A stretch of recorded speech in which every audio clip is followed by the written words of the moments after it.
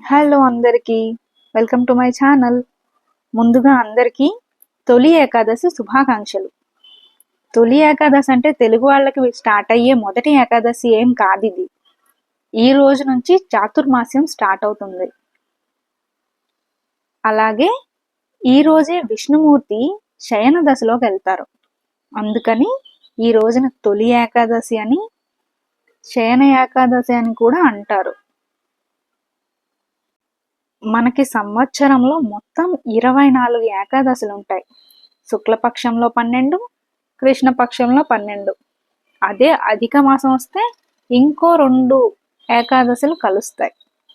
So మొత్తానికి మనకు ఉండే ఏకాదశులు 24. ఈ 24 కూడా మనం చేసుకోగలిగితే మనం ఇంకా డైరెక్ట్ స్వర్గానికి వెళ్ళిపోతాం. కాబట్టి మ్యాక్సిమం చేయడానికి ట్రై చేయండి. అందులో అట్లీస్ట్ సగమైనా చేయడానికి ట్రై చేయండి. చాలా మంచిది. ఉపవాస దీక్ష చేస్తే ఫలితం ఇంకా చెప్పడానికి మాటలు ఉండవు. కానీ బీపీలు షుగర్లు ఉంటే అవసరం లేదు. చేయగలిగిన వాళ్ళు మాత్రం ఖచ్చితంగా ఉపవాస దీక్ష చేసే ఏకాదశి చేయండి. లలితా సహస్రం చదువుకోండి, ఖడ్గమాల స్తోత్రం చదువుకోండి, అలాగే విష్ణు సహస్రనామం కూడా చదువుకోండి. అందరూ ఏకాదశి చేసుకొని లైఫ్లో చాలా హ్యాపీగా ఉండాలని మనస్ఫూర్తిగా కోరుకుంటున్నాను. ఈ పూజకి సంబంధించి పిండి ప్రమిదలు నేను ఎలా చేశాను అని, ఆయిల్ అవి పీల్చకుండా ఎలా చేసుకోవాలో నేను నెక్స్ట్ వీడియోలో చెప్తాను. చాతుర్మాసంలో ఏమైనా వ్రతాలు చేస్తే చాలా మంచి ఫలితాలు ఉంటాయి అంటుంటారు.